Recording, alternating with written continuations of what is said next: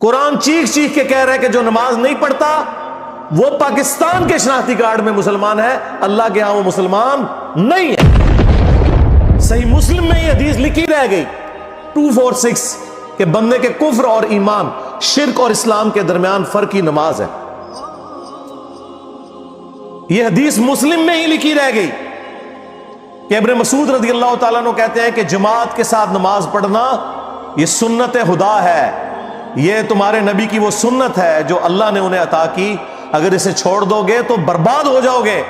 رسول اللہ کے زمانے میں اگر کوئی بیمار بھی ہوتا اور 2 بندوں کے سہارے مسجد میں آ کے نماز پڑھ سکتا تو اس کی کوشش ہوتی کہ میں مسجد میں جماعت سے نماز پڑھوں، کہیں مجھے منافق نہ شمار کر لیا جائے۔ جماعت چھوڑنے پر رسول اللہ کے زمانے میں سمجھا جاتا تھا صلی اللہ علیہ وآلہ وسلم کہ بندہ منافق ہے۔ صحابہ کرام کو، اہل بیت کو کب معلوم تھا کہ ایسی امت بھی آنے والی ہے جو آپ سے بڑا عشق رسول ہونے کا دعویٰ کرے گی اور نماز ایک نہیں پڑھے گی؟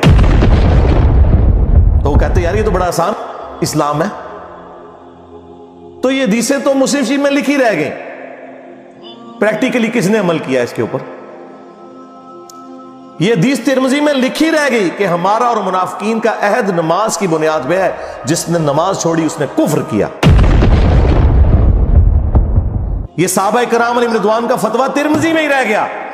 عبداللہ بن شقیق تابعی کہتے ہیں کہ صحابہ کرام علیہ رضوان تارک الصلاح کے سوا کسی کی تکفیر نہیں کرتے تھے، صرف بے نمازی کو وہ کافر سمجھتے تھے، باقیوں کو وہ تمام غلطیوں کے باوجود مسلمان تصور کرتے تھے۔ اندازہ کریں، یہ ترمذی میں لکھا رہ گیا جناب۔ ہاں، ہم جب چیخ چیخ کے یہ باتیں بیان کرتے ہیں، لوگ کہتے ہیں یار یہ کس قسم کی باتیں کر رہے ہیں، یہ کہاں پہ لکھی ہوئی ہیں؟ سرکار کتابوں میں لکھی ہوئی ہیں۔ یہی تو ہم آپ سے کہہ رہے ہیں کہ مرنے سے پہلے اے مسلمان کر لے اس پہ غور، کتابوں کا خدا اور ہے، بابوں کا خدا اور۔ یہ حدیث ابو داؤد میں ہی لکھی رہ گئی کہ بچہ جب 7 سال کا ہو جائے تو اسے نماز کا حکم دو، اور نہ پڑھے 10 سال کی عمر میں اسے سزا بھی دو، اور 10 سال کے بچوں کے بستر بھی الگ کر دو۔ یہ ابو داؤد میں لکھی رہ گئی حدیث، عمل کس نے کیا؟ یہ حدیث ابن ماجہ میں لکھی رہ گئی کہ نبی علیہ السلام نے فرمایا اے معاذ، اللہ کے ساتھ شرک نہ کرنا، خواہ تمہارے ٹکڑے ٹکڑے کر دیے جائیں، تمہیں قتل کر دیا جائے، سولی دے دیا جائے، یا آگ میں زندہ جلا دیا جائے، شرک نہ کرنا۔ یہ پہلی نصیحت۔ اسی حدیث میں دوسری نصیحت، نماز نہ چھوڑنا۔ تمہارا اللہ کے ساتھ عہد نماز کی بنیاد پہ ہے، اگر تم نے نماز چھوڑ دی تو اللہ کا ذمہ اٹھ گیا تم سے۔ اور تیسری چیز فرمایا شراب نہ پینا، یہ تمام برائیوں کی جڑ ہے۔ تو یہ حدیثیں تو لکھی رہ گئی سرکار۔ یہ حدیث مسند احمد میں ہی لکھی رہ گئی کہ نبی علیہ السلام نے فرمایا کہ نماز قیامت کے دن نمازی کے لیے دلیل، نجات اور نور ہوگی، اور جو نماز نہیں پڑھتا قیامت کے دن نہ اس کے لیے کوئی دلیل ہوگی اللہ کے حضور بچنے کی، نہ نجات اور نہ کوئی روشنی، نور جو پولیس رات سے گزرنے کے لیے قرآن میں آیا نا، وہ نور۔ اور پھر نبی السلام نے فرمایا کہ بے نمازی کا حشر اسی حدیث میں آتا ہے، فرعون، قارون اور حامان اور امیہ ابن خلف کے ساتھ ہوگا۔ ہاں جی، کچھ بھی ہے تیرے محبوب کی امت سے ہے۔ محبوب تو پہلے ہی بتا گئے ہیں کہ بے نمازی تیرا حشر تو فرعون کے ساتھ ہونا ہے، تیرا حشر قارون کے ساتھ ہونا ہے، امیہ ابن خلف کے ساتھ ہونا ہے۔ اور یہ تو میں آپ کو صرف ایک بات کر رہا ہوں۔ اب اگر میں قرآن کی توحید بیان کرنا شروع کروں تو قرآن کے پہلے صفحے کا ٹیسٹ دنیا کے کروڑوں مسلمان پاس نہیں کر سکتے۔ ایاک نعبد و ایاک نستعین، یہ قرآن میں لکھا رہے گا۔ ماشاءاللہ فجر کی نماز میں یہ پڑھ کے نکلتا ہے، اور مسجد کے ساتھ جو دربار ہے ریگولرلی حاضری دے کے اس بابے سے بھی مانگ کے گھر آتا ہے۔ تو کیا نماز تو پڑھی؟ تو مسلمان ہے، تیری ہر نماز کی ہر رکعت میں تو یہ نہ پڑھے تیری نماز ہی نہیں ہوتی۔ ایاک نعبد و ایاک نستعین، اے اللہ عبادت بھی تیری کریں گے، دعا بھی تجھی سے مانگیں گے، مدد بھی تجھی سے مانگیں گے۔ یہاں مدد مانا دعا کے، لیکن یہاں مولویوں نے پھر پٹی پڑھا دی، ان کا نہیں جی نہیں جی، امی سے روٹی نہ مانگے. اندازہ کریں قرآن کا مذاق اڑا رہے ہیں، حالانکہ انہیں پتہ ہے کہ قرآن میں یہ آیت موجود ہے وَتَعَاوَنُوا عَلَى الْبِرِّ وَالتَّقْوَى وَلَا تَعَاوَنُوا عَلَى الْإِثْمِ وَالْعُدْوَانِ. نیکی اور پرہیزگاری کے کاموں میں ایک دوسرے کی مدد کرو اور برائی میں الگ رہو. قرآن نے بتایا ہے کہ اللہ نے دنیا کو اسباب کے ساتھ جوڑا ہوا ہے. یہاں ایاک نستعین میں دعا کے اعتبار سے بتایا جا رہا تھا کہ غیر اللہ سے نہیں کرنی، ظاہری اسباب کا تو قرآن میں حکم ہے. لیکن دیکھ لیں، اور پھر جس شان سے اللہ تعالیٰ نے سورۃ النمل میں ذکر کیا، حیران کن بات آپ کو بتاؤں، اہل تشیع کے ہاں صبح و شام کی دعاؤں میں، سنت اذکار میں سورۃ النمل کی آیت نمبر 62 پڑھی جاتی ہے.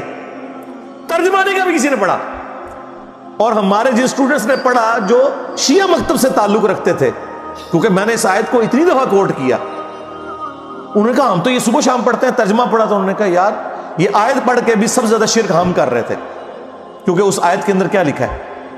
اَمَّن يُجِيبُ الْمُضْطَرَّ إِذَا دَعَا. بھلا بتاؤ کون ہے جو تکلیف میں گھرے ہوئے شخص کی فریاد کو سنتا ہے، وَيَكْشِفُ السُّوءَ، اور اس سے اس کی برائی کو، تکلیف کو دور کر دیتا ہے، وَيَجْعَلُكُمْ خُلَفَاءَ الْأَرْضِ، اور تمہیں اگلوں کا خلیفہ کرتا ہے زمین پر، تمہارے ماں باپ کے مرنے کے بعد تم، تمہارے مرنے کے بعد تمہاری اولاد کو. اِلَٰهٌ مَّعَ اللَّهِ، کیا اللہ کے ساتھ کوئی اور معبود بھی ہے؟ قَلِيلًا مَّا تَذَكَّرُونَ، لیکن بہت کم ہی تم نصیحت حاصل کرتے ہو. بالکل صدق اللہ العظیم، بہت کم لوگوں نے نصیحت حاصل کی. اس آیت میں کلیئر کٹ لکھا ہے کہ جو اللہ کے سوا کسی اور سے دعا کرتا ہے گویا وہ اسے خدا بنائے ہوئے ہے. یا علی مدد کا مطلب سادہ نہیں ہے، اس کا مطلب ہے کہ آپ نے مولا علی کو اللہ کے مقابلے پر خدا تصور کر دیا. نہیں جی ہم تو انہیں اللہ کا بندہ مانتے ہیں. نہیں جناب، قرآن تو یہ کہتا ہے کہ اللہ کا بندہ مان کے یا بغیر بندہ مان کے. جب تمہارا یہ عقیدہ ہے کہ اللہ کے سوا کوئی تمہاری تکلیف دور کر سکتا ہے، جی پیچھے اللہ ہی ہے، اچھا اللہ پیچھے رکھ رہے ہیں. یہ دیکھیں حدیث میں لکھا ہوا ہے نماز کا طریقہ.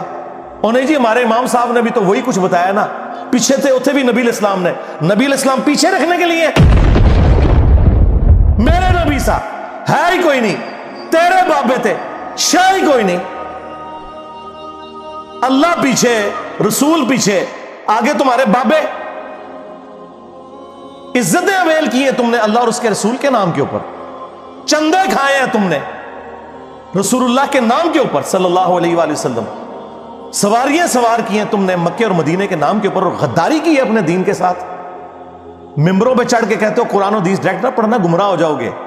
واہ، یہ کوئی یہودی یا نصرانی آ کے بات کرے ہم منہ توڑ دیں. جس طرح آج آگ لگانے کے اوپر قرآن کو ہمیں کتنا غصہ چڑھا ہوا ہے. تیرا مفتی ہر جمعے کو کھڑا ہو کے کہ قرآن اور بخاری ڈائریکٹ نہ پڑھنا گمراہ ہو جاؤ گے. آگ تو یہ لگا رہا ہے، وہ آگ تو ایک دن تھی، اس سے کوئی فرق نہیں پڑا. قرآن کے ملینز آف کاپیز دنیا میں موجود ہیں، ملینز آف حافظ قرآن ہے. قرآن کو کوئی آگ نہیں لگا سکتا، دنیا سے ختم نہیں کر سکتا. اصل جو چور چھپا ہوا ہے وہ تیرے اندر چھپا ہوا ہے. جو یہ علماء ہیں شیاطین، جنات اور انسانوں میں سے شیاطین، جو تمہیں یہ کہہ رہے ہیں قرآن ڈائریکٹ نہ پڑھنا گمراہ ہو جاؤ گے، اور تم کہتے ہو مفتی صاحب نے فرما دیا. سبحان اللہ.